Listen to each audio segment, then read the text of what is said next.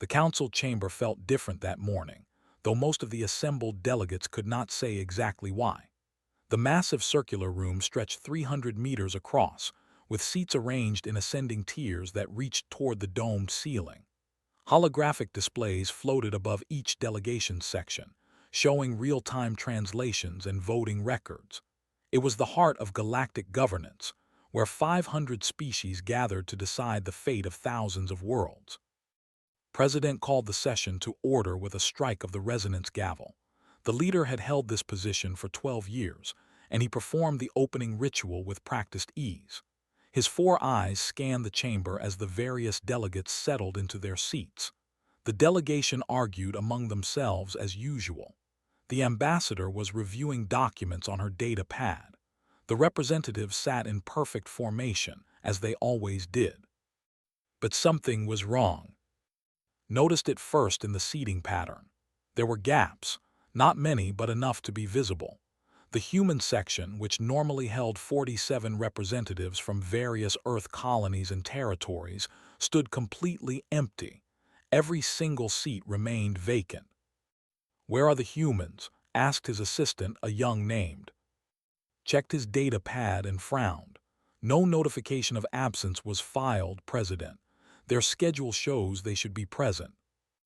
Waved a dismissive hand. Probably making a point about something. You know how they are, always complaining about one thing or another. We will proceed with the agenda. The morning session dealt with routine matters, trade dispute resolutions, mining rights in the outer territories, updates on scientific research projects. But as the hours passed, the empty human section became harder to ignore. Other delegates began to notice. Whispers spread through the chamber. During the lunch recess, Lisa Martin approached the president's platform. She was a who served as one of the council's secretaries, responsible for maintaining communication records. Her silver skin reflected the chamber's lights as she moved with obvious concern. "President, I need to report something unusual," she said. "If this is about the humans not showing up, I am aware," replied without looking up from his meal. "It is more than that, sir. All human communication channels are silent, completely silent. I have tried reaching Ambassador Hayes through 7 different methods. No response. I contacted the human embassy complex.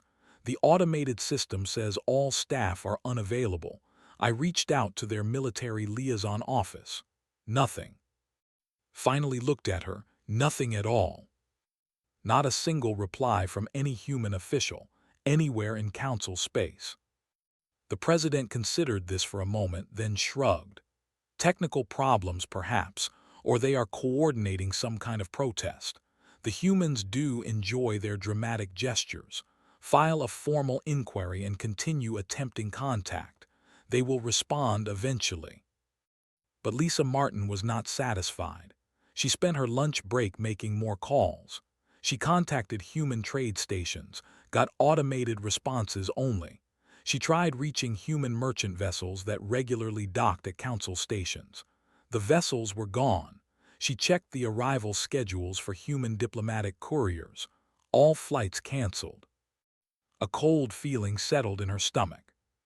The afternoon session began with more tension in the air. The empty human section seemed to loom larger now.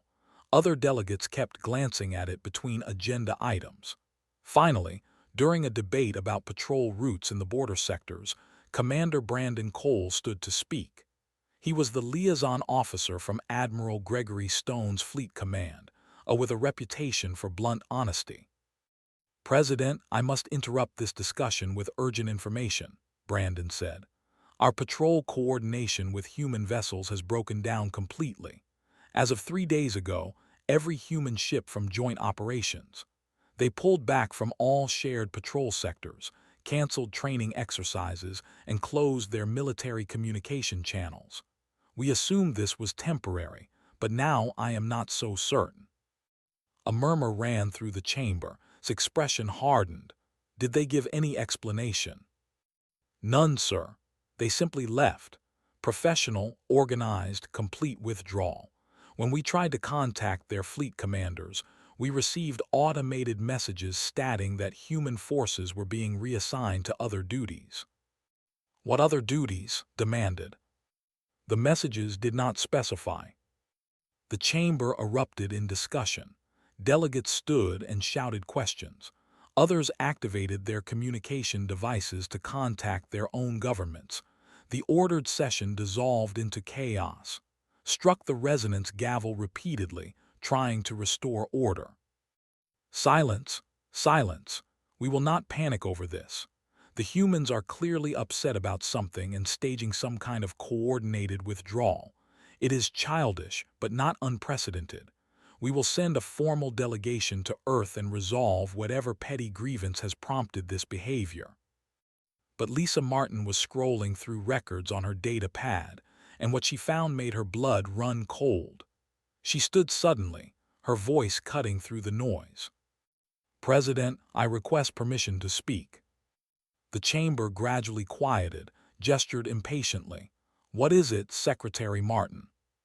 Sir, I have been reviewing human participation in council activities over the past 6 months. The pattern I found is deeply concerning. She projected her data onto the main holographic display.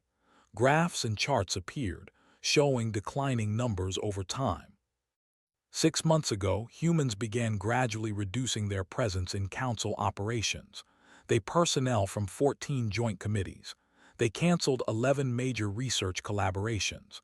They sold their shares in 7 council-operated facilities. They pulled funding from 9 educational exchange programs. This was not sudden. This was methodical, planned. The chamber fell silent now. Every delegate stared at the charts. Furthermore, Lisa continued, her voice shaking slightly, I have found similar patterns in human civilian sectors. Human merchant companies have been quietly closing council trade contracts for months. Human construction firms completed their existing projects but accepted no new ones. Human medical personnel working in council hospitals submitted resignations weeks ago. The largest human agricultural cooperative in council space ended their supply agreements 30 days ago, citing contract completion. Why did no one notice this? Asked, his voice quiet now. Because each action was small, Lisa said. Each individual withdrawal was not significant enough to trigger alerts, but together they paint a clear picture. The humans have been preparing to leave for months. They did it so carefully that we did not see it happening. A young human named Melissa Grant had been sitting in the public observation section. She was not a full delegate, just a junior staff member assigned to document keeping. But now she stood and requested permission to speak. Looking shaken, granted it. There is something else, Melissa said quietly. I work in the archives section. 2 days ago, Ambassador Hayes came to my office personally. He filed a data transfer request. He downloaded every piece of correspondence, every speech, every formal complaint that humans have submitted to this council over the past 63 years. All of it. He said it was for historical records. Did he say anything else? Asked. Yes, he thanked me for my service. He said I had always been kind and professional. Then he wished me well. Melissa's voice broke slightly. He said goodbye like he was never coming back. The chamber remained silent for a long moment, then activated the main communication system. Computer, play the most recent message from Ambassador Hayes. A hologram appeared in the center of the chamber. Hayes looked exactly as he always did, dignified, calm. He wore his formal diplomatic robes, but his eyes held something the council had rarely seen from him before. Not anger, not sadness, just finality. President and the assembled council, the recording said. This message serves as formal notification that the Earth Alliance is withdrawing from the Galactic Council, effective immediately. This decision is final and non-negotiable. All treaties, agreements, and partnerships between Earth and the Council are hereby terminated. Humanity thanks the Council for the years of association and wishes all member species prosperity and peace. We will be pursuing other interests. Do not contact us further. This communication channel is now closed. The hologram vanished. No one spoke. No one moved. They simply sat and stared at the empty seats where the humans used to be. Finally found his voice. They cannot do this. They cannot simply leave. But deep down, they all knew the truth.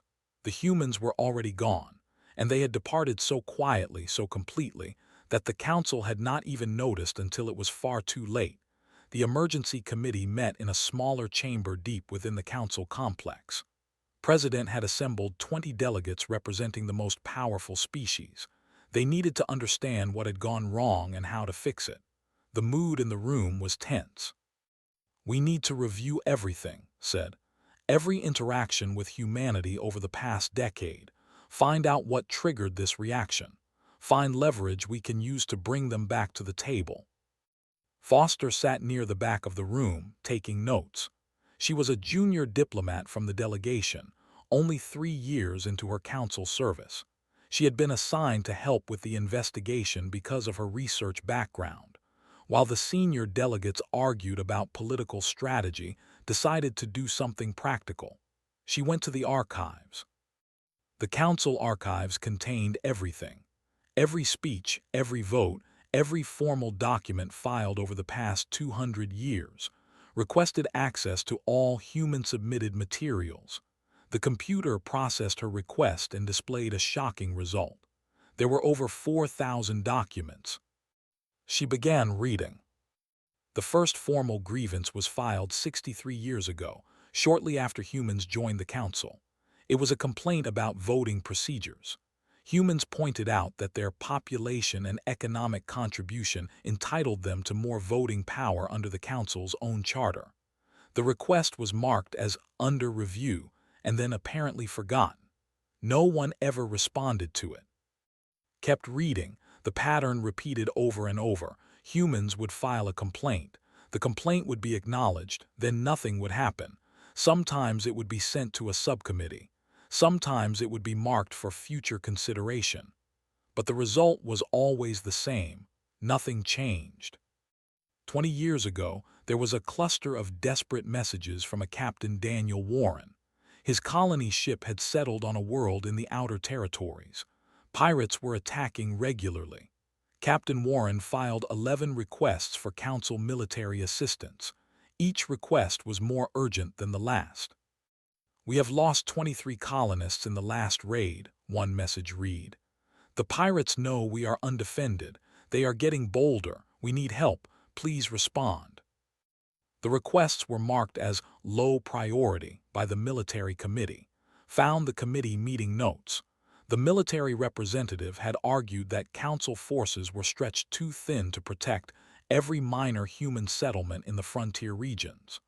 The committee voted to deny assistance. They suggested the humans hire private security instead.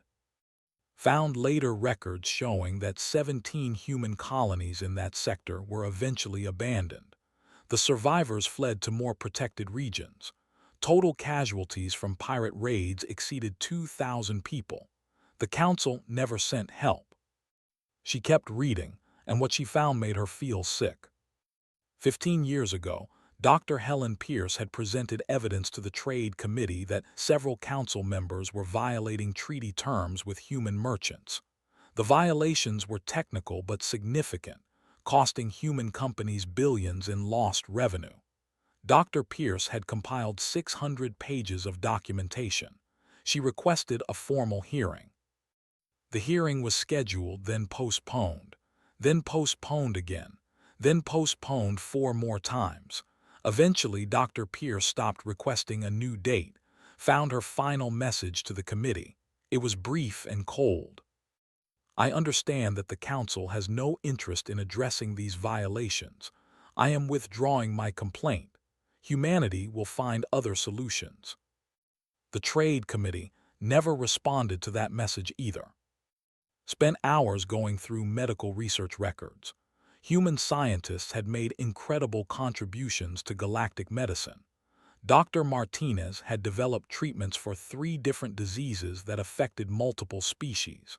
His research had saved millions of lives across council space.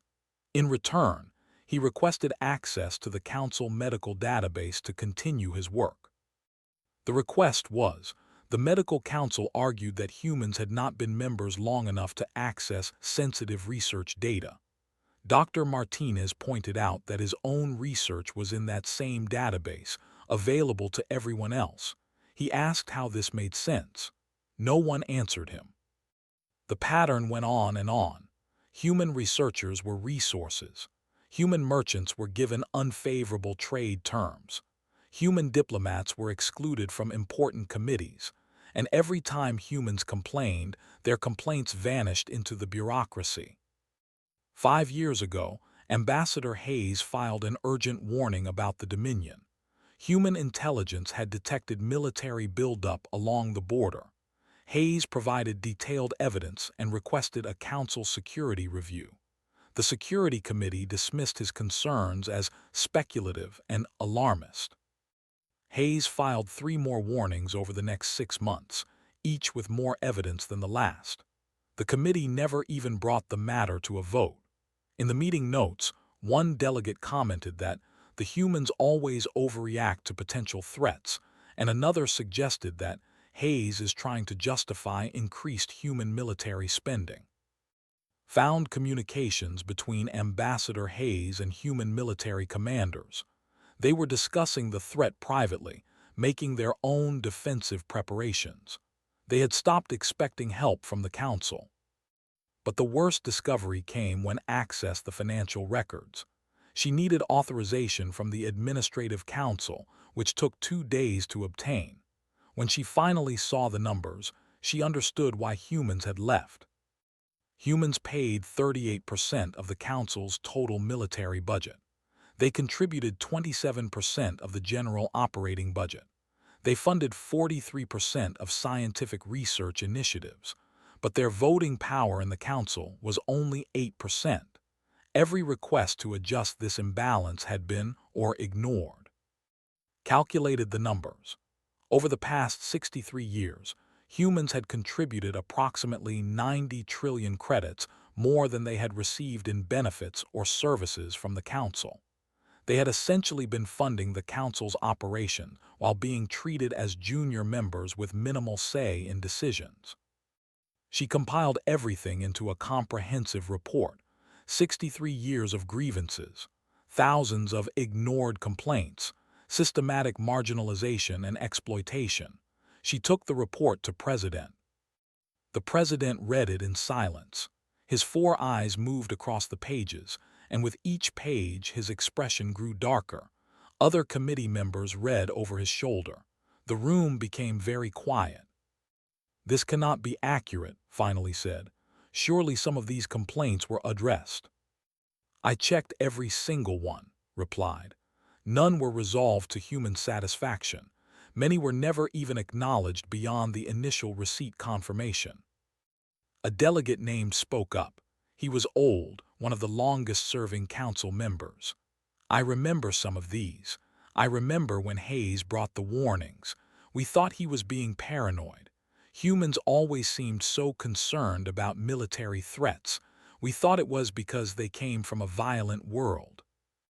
"Their world made them cautious," said, "and we treated their caution as weakness. We took their contributions for granted because they kept giving them. We ignored their complaints because they kept complying anyway." She pulled up another document on the display. It was a speech that Ambassador Hayes had given 5 years ago. No one had paid much attention to it at the time, had found it buried in the archive transcripts. In the speech, Hayes had talked about partnership and mutual respect. He had used careful, diplomatic language, but the message was clear. He was warning the Council that human patience had limits. He had quoted an old Earth saying, "There is a difference between patience and tolerance. Patience is a virtue. Tolerance is just deciding that something is not yet worth the trouble to fix. Do not mistake human tolerance for infinite patience." No one had understood what he meant at the time. Now it seemed obvious. Melissa Grant entered the room, carrying a small data chip. She was the junior who had helped Ambassador Hayes with his records download. She looked nervous but determined.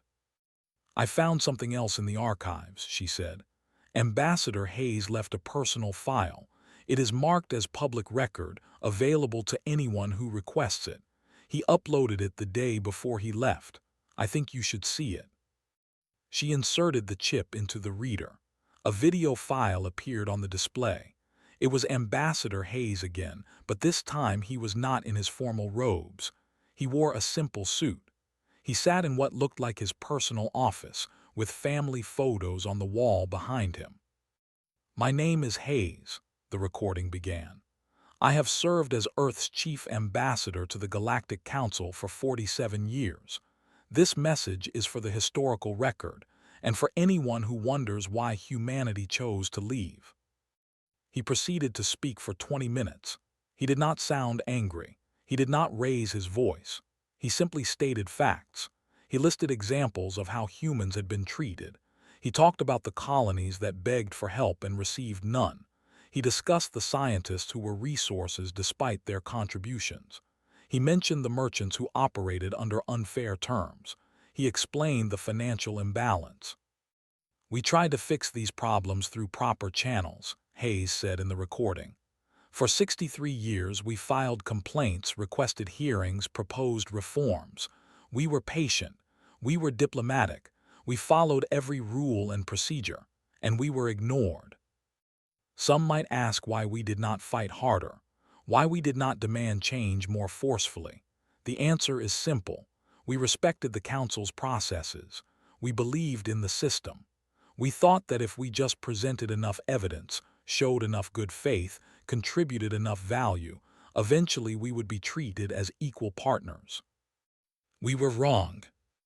Hayes paused, his expression sad but resolute. "Humanity is not leaving in anger. We are not seeking revenge. We are simply accepting reality.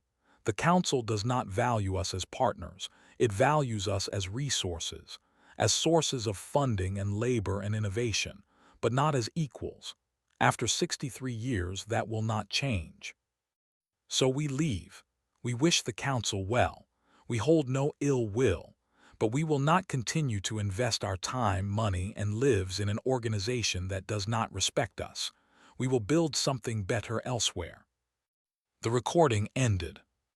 The committee members sat in silence. Finally, one of them spoke. It was an old military commander named Vex. "We destroyed the best alliance we ever had," he said quietly. "And we did it through simple neglect. We did not even hate them. We just did not think about them. They were always there, always contributing, always reliable, so we stopped noticing them at all." President stood abruptly. "Send a formal apology. Offer them anything they want. Full voting rights, adjusted budget contributions, seats on every major committee, whatever it takes to bring them back." Foster shook her head slowly. "Sir, I do not think they are coming back. They spent 63 years trying to fix this. They gave us every chance. This was not an impulsive decision. This was the end of a very long, very patient process." "Then what do we do?" No one had an answer. They simply sat there, surrounded by documents that detailed decades of their own failure. The humans were gone, and the evidence of why was overwhelming. The first sign of real trouble came exactly 3 weeks after humanity's departure. A merchant vessel called the Distant Star entered the system expecting to pick up a cargo shipment. The shipment never arrived. The captain waited for 2 days before filing a complaint with the local trade authority. The trade authority investigated and discovered something alarming. The shipment was supposed to come from the agricultural world of 3, but 3 was a human colony. Its entire population had departed along with the rest of humanity. The massive grain storage facilities that had supplied 40 different star systems stood empty and abandoned. Within a week, similar reports flooded in from across Council space. The food distribution network, which fed 3 billion people, was missing 20% of its supply chain. All the missing suppliers were human operations. The industrial sector discovered that 15 of their primary component manufacturers had closed without warning. All human-owned. President called an emergency economic summit. Representatives from the major trading houses, manufacturing consortiums, and agricultural cooperatives gathered to assess the situation. What they found was devastating. The old delegate who now led the Economic Review Committee presented his findings to the Assembly. His silver face had lost its usual confident glow. "The problem is far worse than we initially understood," he began. "Humanity was not just a member of our economy. They were foundational to it. Let me give you the numbers." He activated the display. Charts and graphs filled the space above the conference table. Humans operated 62% of independent freight routes in council space. Not 62% of human routes. 62% of all independent routes. They moved goods between worlds that had no direct connection to Earth. They had simply built the most efficient shipping network, so other species hired them. A trade minister interrupted. "Then we hire someone else to ship goods. There are plenty of transport companies." "We tried that," replied. "The remaining shipping companies immediately raised their rates. They know we are desperate. The average shipping cost has increased by 340% in the past 2 weeks. Some routes have increased by over 500%. And even at those prices, there is not enough capacity. Human ships moved more cargo than all other independent operators combined." The room erupted in worried conversation, waited for silence, then continued. "It gets worse. 3 was one of 17 major human agricultural worlds that supplied food across council space. They grew specialized crops that other species could not or did not produce. We are already seeing shortages of 6 staple grains. Within 2 months, we project food riots on at least 30 worlds." An industrial coordinator stood up. "What about manufacturing? Can we replace human production?" Pulled up another chart. Human manufacturing provided critical components for thousands of products. They specialized in precision parts that require advanced fabrication techniques. We have identified 73 separate industries that are now missing key components. This includes medical devices, communications equipment, and most concerning, military hardware. He let that sink in for a moment, then delivered the worst news. "Our military fleet maintenance depends on human-manufactured precision parts. 70% of our ships require these components for weapons systems, navigation, or life support. We have stockpiles that will last approximately 4 to 6 months. After that, our fleet will begin experiencing equipment failures." The silence in the room was absolute. "Can we manufacture these parts ourselves?" President asked. "Eventually, yes, but it will take years to build the facilities and train the workforce. The humans spent decades developing their manufacturing expertise.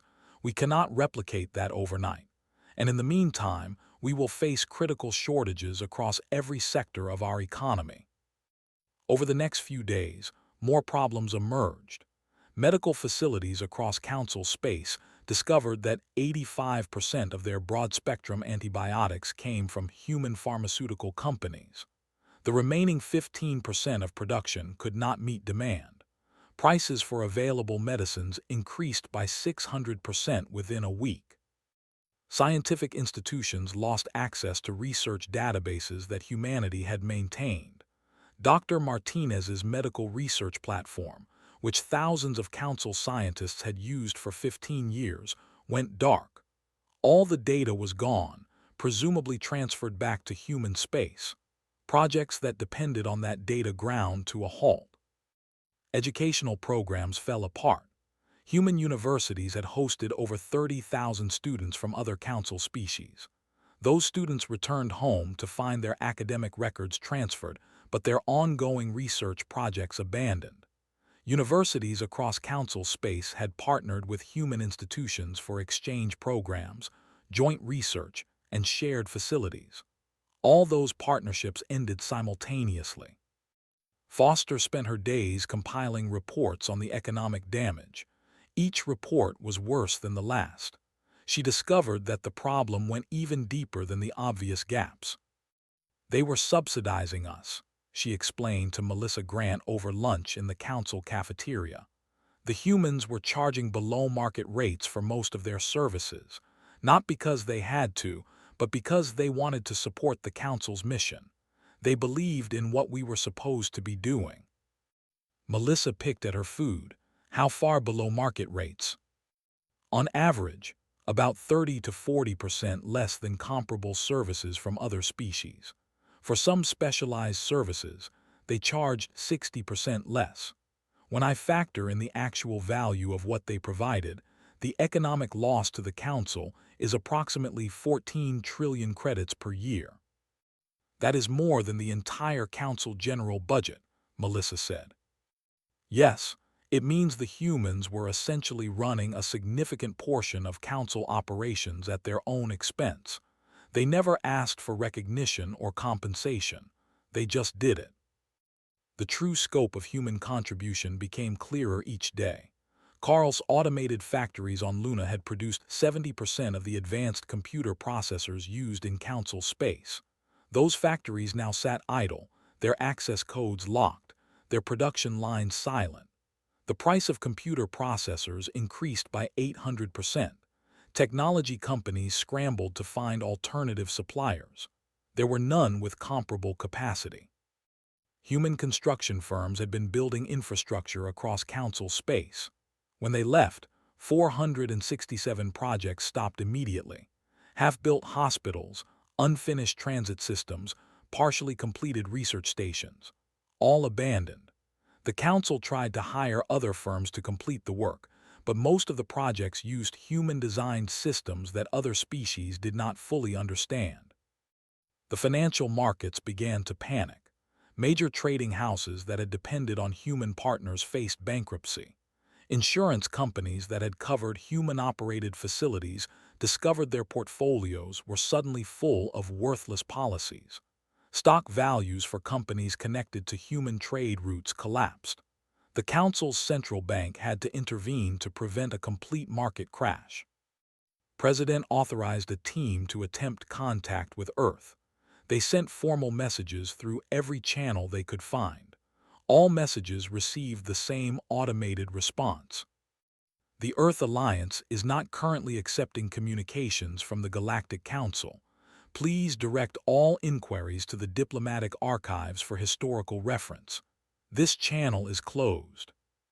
Some council members suggested sending ships to human space to negotiate in person.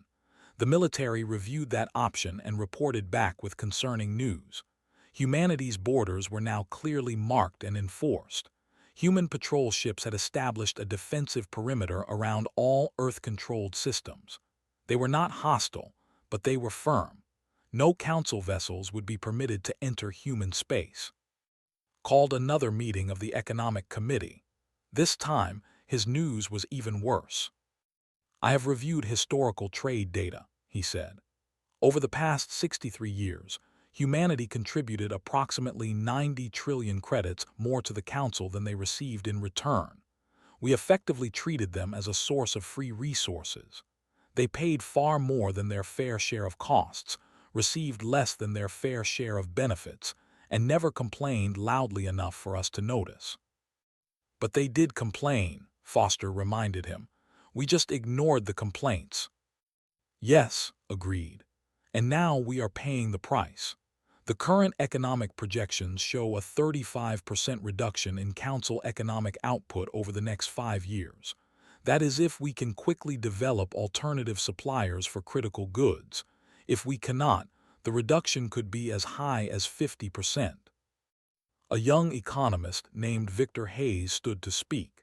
He had spent the past week analyzing consumption patterns across council space. There is another problem we have not fully addressed, Victor said. Humans were also major consumers of council goods. They imported massive quantities of products from other species. They did this even though they could have produced most of those goods themselves more cheaply. They were deliberately supporting council economies by buying from us.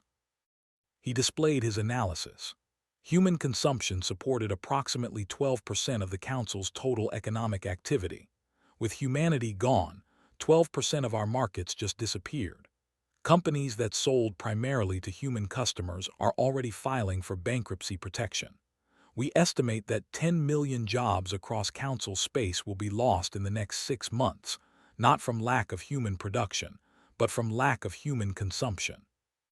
The committee sat in stunned silence. They were holding us up, finally said.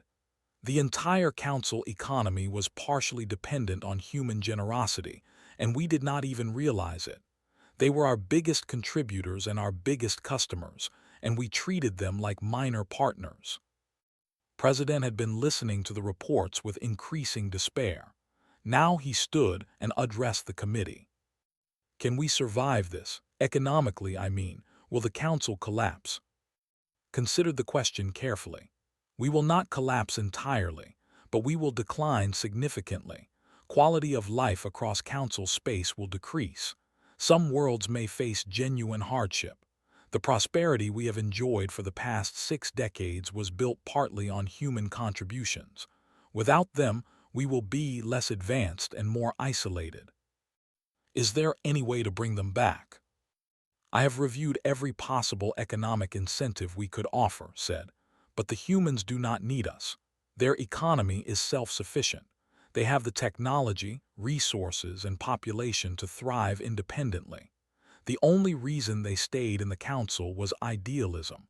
They believed in the idea of galactic cooperation. Once we destroyed that belief, we had nothing left to offer them. Foster added quietly, we thought we were doing them a favor by letting them join the Council. The truth is, they were doing us a favor by staying. The meeting ended without any solutions. The committee members filed out slowly, each contemplating the magnitude of their civilization's mistake. In 3 weeks, humanity's absence had already caused severe economic damage, and this was just the beginning. The real consequences were still unfolding, and there was nothing the Council could do to stop them. Outside the window, a merchant fleet that would normally be carrying goods to human colonies sat idle in orbit. The ships had nowhere to go. Their primary customers were gone, and they were not coming back. The attack came 5 weeks after humanity's departure. The Dominion launched a coordinated strike across 7 border systems simultaneously. Council defense stations that should have detected the buildup saw nothing until warships dropped out of faster-than-light travel and opened fire. The first system to fall was Station, a trading hub near the disputed border zone. 300,000 civilians called it home. The Council garrison there consisted of 12 patrol ships and a defense platform. The sent 40 warships. The battle lasted 17 minutes. Station sent one desperate transmission before communications went dark. Where are the reinforcements? Where are the human patrols? We need help. Please respond. No help came. Admiral Gregory Stone received the news in his flagship command center.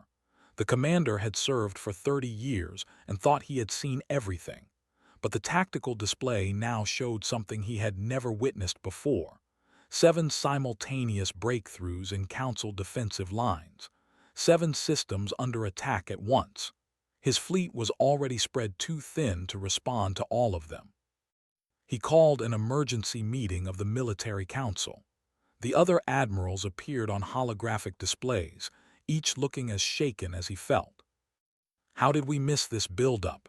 Demanded Admiral Cora, who commanded the Eastern Fleet. We should have detected this days ago. We did not miss it, Gregory replied. The humans tried to warn us 5 years ago. Ambassador Hayes filed multiple reports about military expansion. We dismissed them as alarmist. The other admirals fell silent. They all remembered those reports. They had all voted to ignore them. Commander Brandon Cole, the liaison officer, pulled up deployment records. What he found made the situation clear and terrifying. Sirs, I need to show you something. This is our current defensive coverage compared to our coverage 6 weeks ago, before the humans left. 2 maps appeared side by side on the display. The difference was stark. 6 weeks ago, the border region showed extensive patrol coverage with overlapping zones. Now there were massive gaps. Entire sectors had minimal or no protection. The humans were covering 73% of our contested border zones, Brandon explained. They did it quietly, without fanfare. They never requested additional funding or recognition. They just patrolled sectors we could not adequately cover ourselves. When they left, they took their ships with them. We are now trying to cover the entire border with less than 30% of the necessary forces. Admiral Gregory felt his blood run cold. Show me the current offensive. Overlay it with the sectors humans used to patrol. Brandon made the adjustment. Every single attack was hitting a sector that human ships used to protect. The timing was not coincidental. They had waited for the humans to leave before striking. They knew, Gregory said quietly. They knew the humans were protecting us. They waited for humanity to withdraw, then they attacked. They planned this. Over the next 48 hours, 3 more systems fell. Council fleets raced to reinforce threatened positions, but there were too many gaps and not enough ships. Each time they concentrated forces to defend one sector, they attacked somewhere else. It was a military nightmare. Melissa Grant had been assigned to help with historical military record reviews. She worked late into the night, pulling up classified files about past border incidents. What she discovered shocked her. "Commander Cole, you need to see this," she said, bringing up a series of incident reports. Brandon read through them, his expression growing darker with each page. The reports dated back 10 years. They documented 17 separate incursions into Council space. Small raids, testing defenses, probing for weaknesses. Each report noted the same thing. The incursions were stopped and driven back before Council forces could respond. Who stopped them? Brandon asked, though he already knew the answer. Human patrol ships, Melissa confirmed. Every single time. The humans detected the incursions, engaged the raiders, and drove them off. Then they filed brief incident reports with our command. Look at the language they used. Brandon read the reports more carefully. The wording was deliberately understated.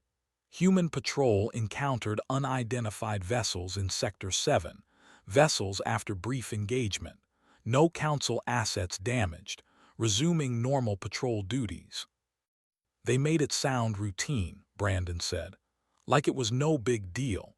They never asked for recognition or compensation. They just protected our borders and moved on.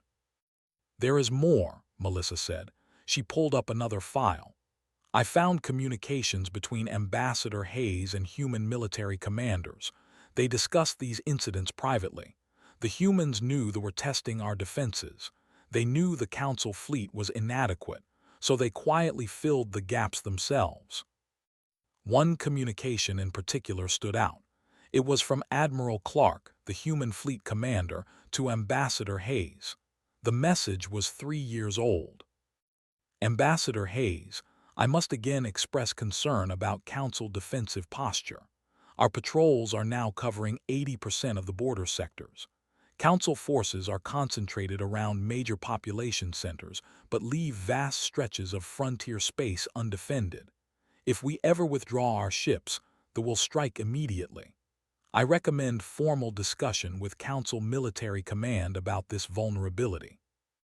Ambassador Hayes' response was also in the file. Admiral Clark, I have raised this issue 14 times with the Security Council. They view it as human overreach. They believe we are exaggerating the threat to justify military expansion. I will continue to advocate for better defensive coordination, but I am not optimistic. In the meantime, maintain current patrol patterns. We cannot leave these sectors undefended, regardless of Council recognition. Brandon shared these files with Admiral Gregory. The fleet commander read them in silence, his face showing shame and regret. We called him alarmist, Gregory said. Hayes came to us with evidence, with data, with warnings, and we dismissed him as paranoid. We thought humans were trying to inflate the military budget or expand their influence. We never considered that they were simply trying to keep everyone safe. The military situation continued to deteriorate. After 2 weeks of fighting, the Council had lost 14 systems and countless ships. Casualty reports numbered in the hundreds of thousands, and they showed no signs of slowing down. Desperate, President authorized a military assessment of humanity's true capabilities. What the analysts found was both impressive and humbling. Foster presented the findings to the Emergency Council.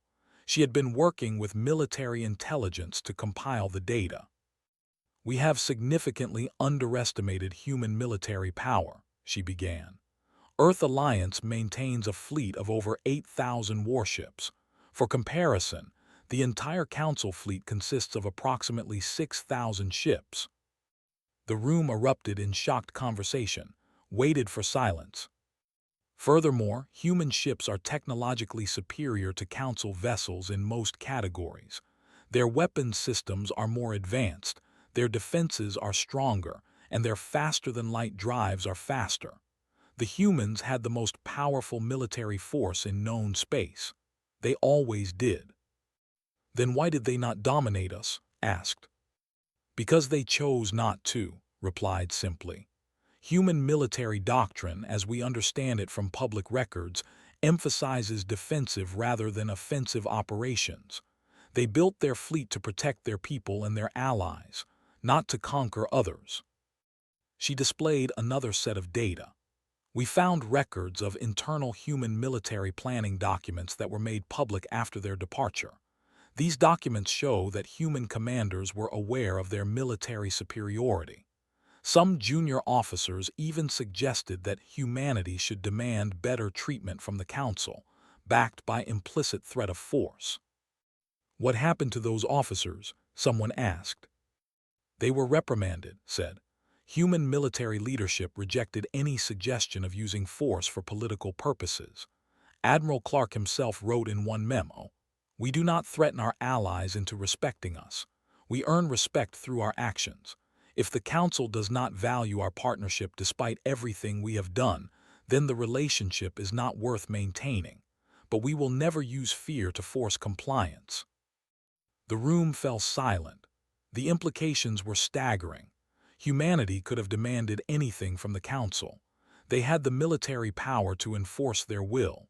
Instead, they had filed polite complaints, followed proper procedures, and ultimately just left when those procedures failed. Spoke up from the back of the room. "They showed more restraint than we deserved. Any other species with that much military power would have leveraged it for political advantage.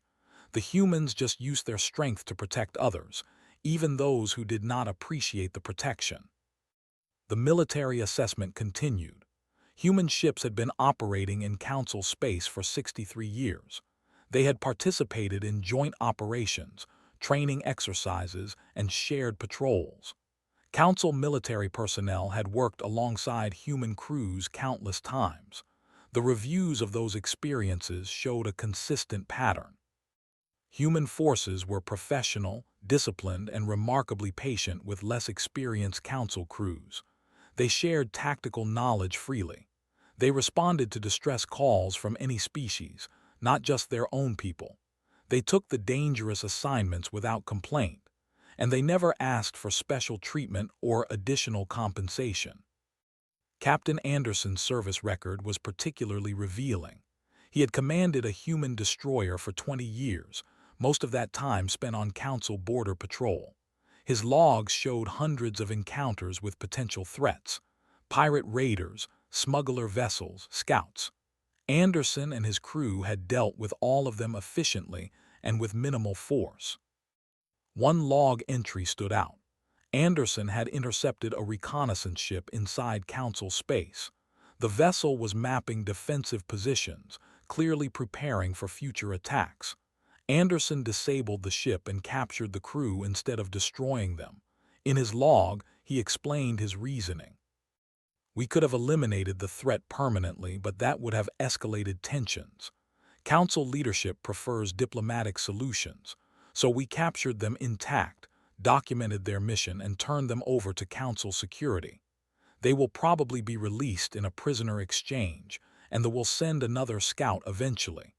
But we follow council policy, even when we think it is unwise. That had been 2 years ago. The scout crew was indeed released, and now they were attacking in force, using the intelligence those scouts had gathered. Brandon Cole found more evidence of human military restraint. There were incident reports where human commanders had been fired upon by council vessels during tense situations or misunderstandings. In every case, the human response was to evade and de-escalate, never to return fire, even when they would have been justified in defending themselves. "They treated us like friends," Brandon said to Melissa. "Even when we did not treat them the same way, they gave us the benefit of the doubt over and over again." The current crisis made humanity's absence painfully obvious. Without human patrols, the border was indefensible. Without human ships providing rapid response, systems fell before reinforcements could arrive. Without human intelligence gathering, they could move freely and strike where they chose. Admiral Gregory made a final desperate attempt. He sent a message directly to human space, bypassing normal diplomatic channels. To Admiral Clark of the Earth Alliance Defense Fleet, "This is Admiral Gregory Stone of the Galactic Council Navy. Our border is collapsing under assault. We are losing systems and ships daily. I am requesting emergency military assistance. We will meet any terms you require. Please respond." The response came 12 hours later. It was not from Admiral Clark. It was from the automated border control system. "Council vessels and communications are not permitted in Earth Alliance space. Your message has been received but will not be forwarded. The Earth Alliance maintains diplomatic neutrality regarding Council military operations. We wish you success in your defensive efforts." The message was professional, distant, and final. The humans would not help, not because they could not, but because they chose not to. They were enforcing their borders and remaining neutral, just as they had said they would. Admiral Gregory stared at the message for a long time. Then he looked at the tactical display showing the shrinking Council territory. The humans had the power to stop this attack easily. Their fleet could crush the offensive in days, but they would not intervene, and the Council had no right to ask them to. "They protected us for decades," Gregory said quietly to Brandon, "and we never once thanked them. Now they are watching us fail and they are doing nothing, not out of malice, just out of complete indifference. We are not their problem anymore." Outside the command center windows, another Council fleet jumped to faster-than-light speed, racing to defend yet another threatened system. The fleet was too small and too late. The system would likely fall before they arrived, and there was nothing anyone could do to stop it. 3 months after humanity's departure, the Galactic Council was a shadow of its former self. 40% of Council territory had fallen to the Dominion. Economic output had collapsed by half. Food shortages affected 200 worlds. Medical crises spread across systems that could no longer obtain human pharmaceuticals. The grand vision of galactic cooperation had crumbled, revealing the fragile foundation it had always rested upon. President resigned in disgrace. The vote of no confidence was unanimous.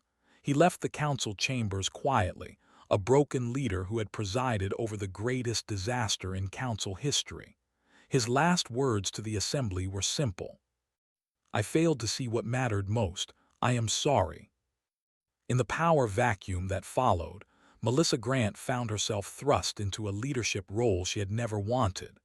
At only 28 years old, she became acting council coordinator, responsible for managing the crisis response. She accepted the position not out of ambition, but because someone had to do the work, and most of the senior leadership had either resigned or been removed. Her first act was to authorize full public release of all records regarding humanity's treatment by the Council. The complete archive, every ignored complaint, every dismissed warning, every financial disparity. She made it all available to the public across Council space. People need to understand what we did, she told Foster, who had become her chief advisor. We cannot fix our mistakes until we acknowledge them fully. The reaction was immediate and explosive.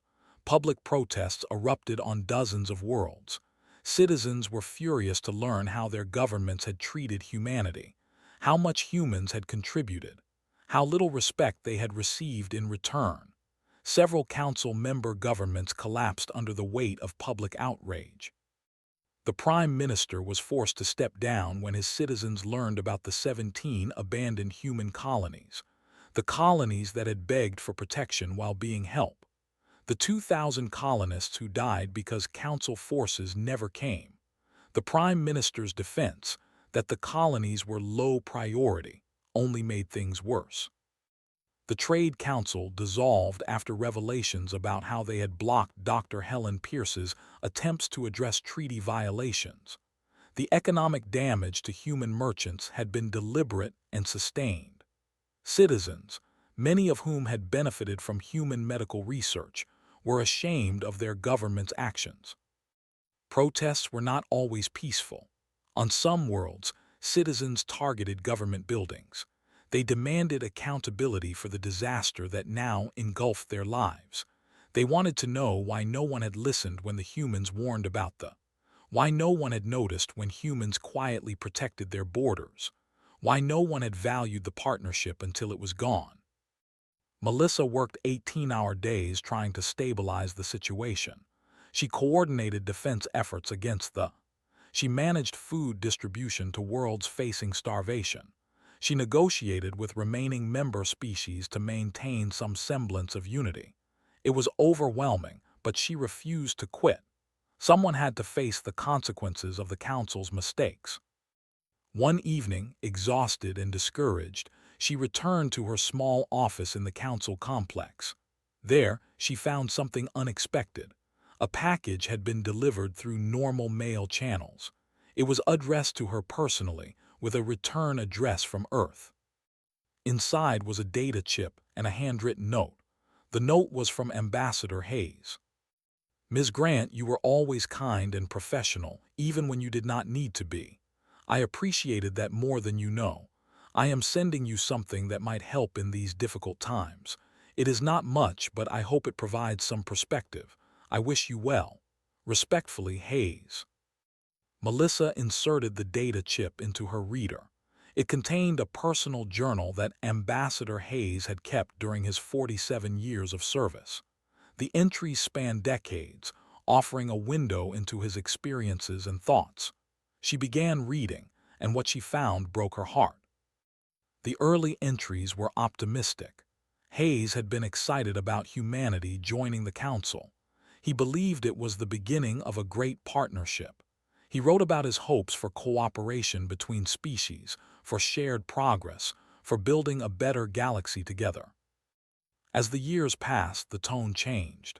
Entries became shorter, more measured. Hayes documented each ignored complaint, each dismissed warning, each failed attempt at reform. But he never wrote with anger or bitterness. Instead, he wrote with sadness and determination. One entry from 15 years ago particularly struck Melissa. "Today the Trade Committee postponed Dr. Pierce's hearing for the 6th time. I can see the disappointment in her eyes.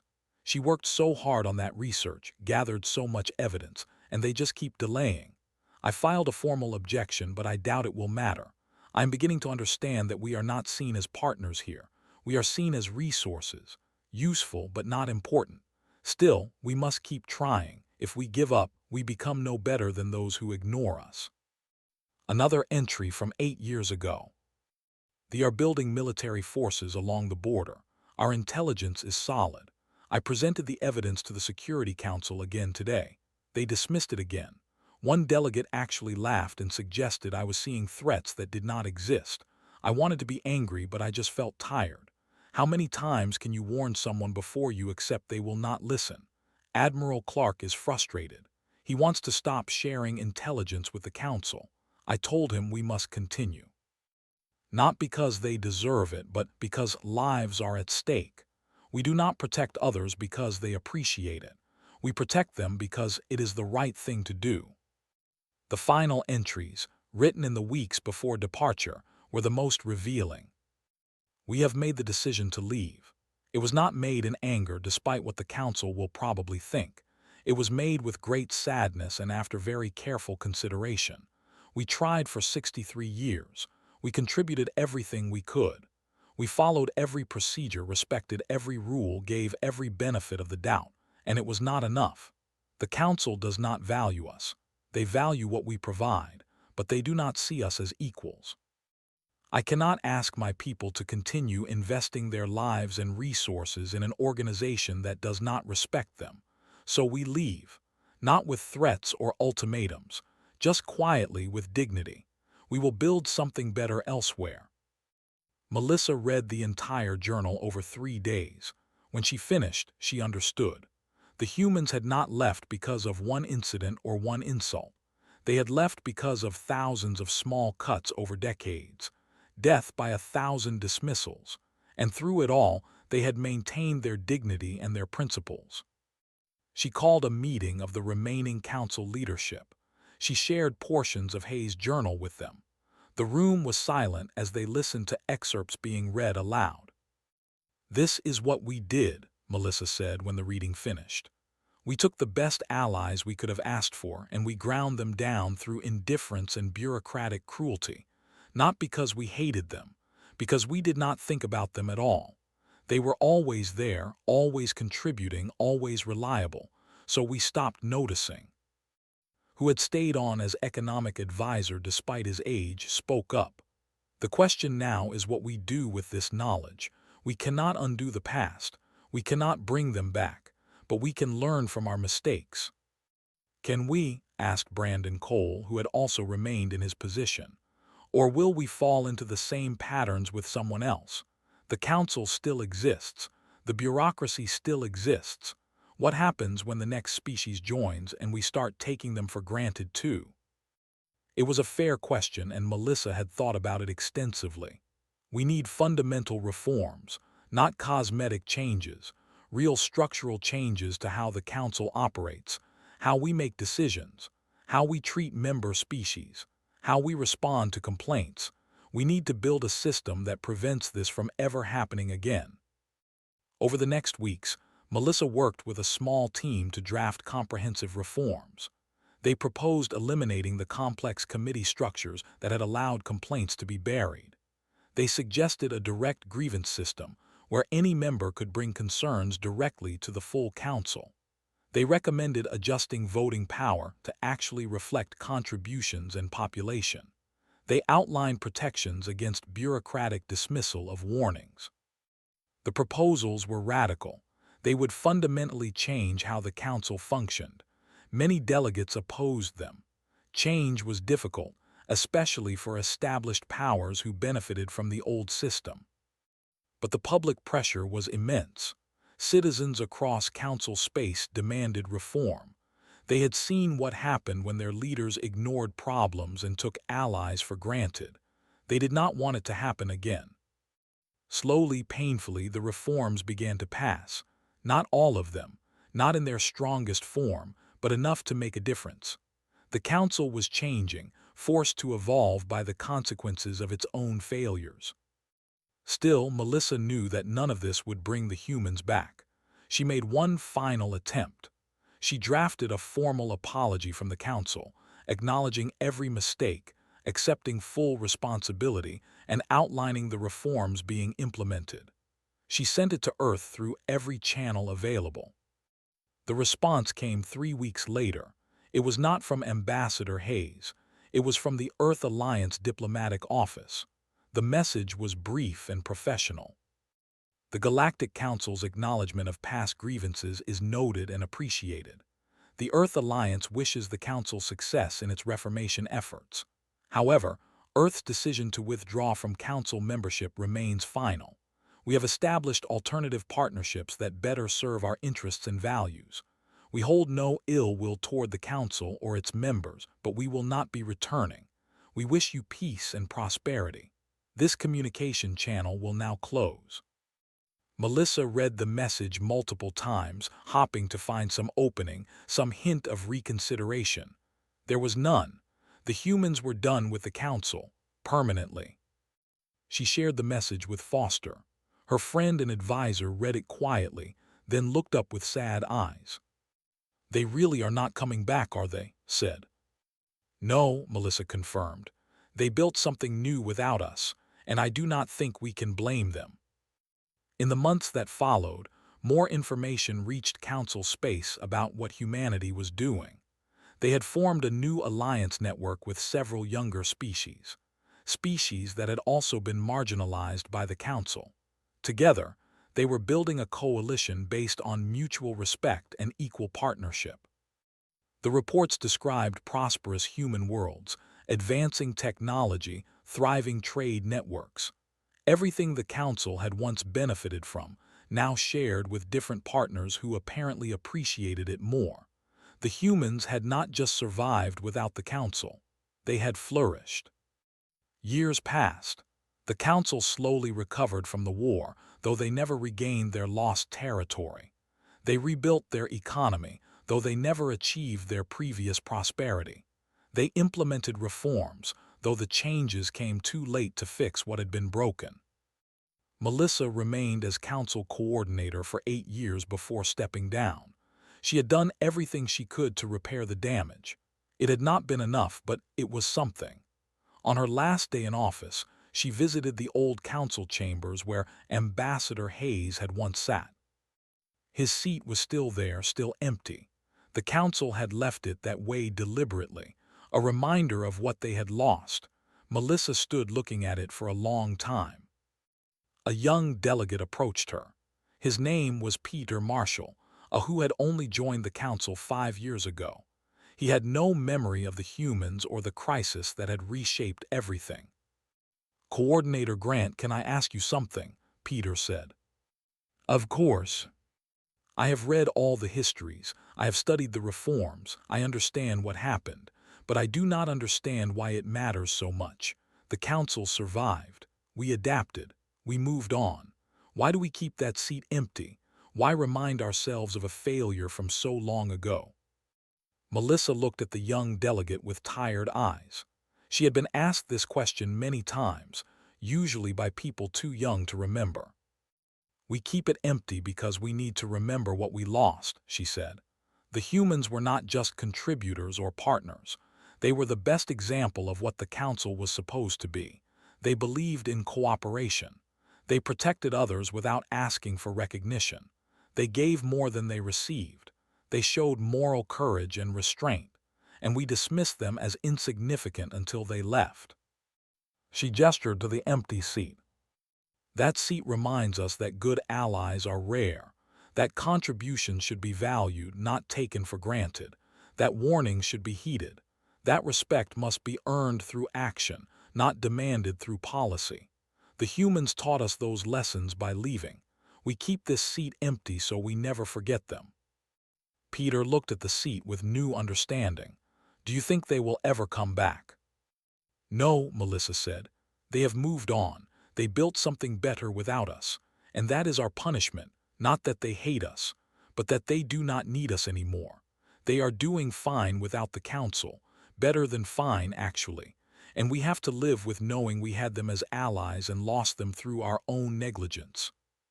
She started to walk away, then paused and turned back. "You asked what their secret was. What made them different? I have thought about that for years. I think I finally understand. They valued people more than protocol. They remembered kindness when others forgot gratitude. They chose dignity over vengeance.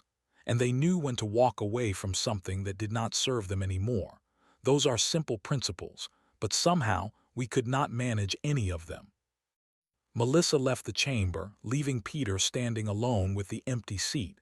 50 years had passed since humanity's departure. The council had changed. It had learned.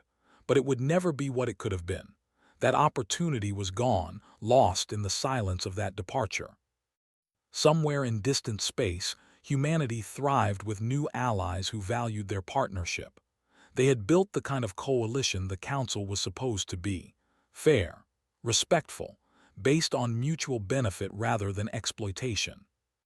And the council watched from afar, learning too late the cost of taking good allies for granted. The humans had departed silently, and in that silence they had left behind the loudest lesson the council would ever receive.